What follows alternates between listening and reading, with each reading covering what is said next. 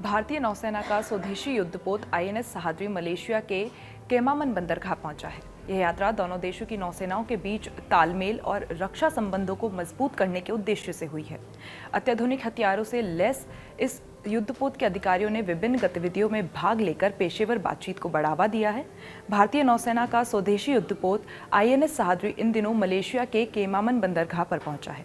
समुद्र में भारत मलेशिया की यह दोस्ती दुश्मन देशों की नींद उड़ाने वाली है। दोनों देशों का उद्देश्य नौसेनाओं के बीच तालमेल कायम करना और नौसैनिक अभ्यास करना है।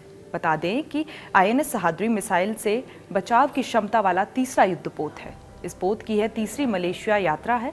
विदेश मंत्रालय ने एक बयान में उल्लेख किया है कि किस प्रकार भारत मलेशिया रक्षा संबंध पिछले कुछ वर्षों में लगातार मजबूत हुए हैं और 1993 में हस्ताक्षरित रक्षा सहयोग समझौता ज्ञापन दोनों देशों के बीच रक्षा संबंधों की आधारशिला है। आईएनएस सहाद्री अत्याधुनिक हथियारों और सेंसरों से सुसज्जित है और इसे वायु, समुद्र, सतह और उपसतह खतरों का पता लगाने और उन्हें बेअसर करने में सक्षम बनाता है।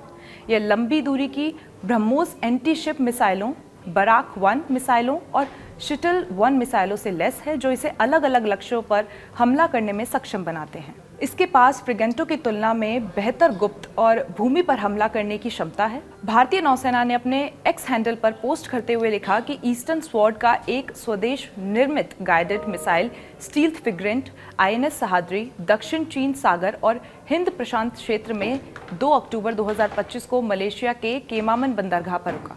इस दौरान किसी भी तरह के खतरे से निपटने को लेकर चर्चा की गई और दुश्मन देशों की मनमानी रोकने को लेकर भी चर्चा की गई।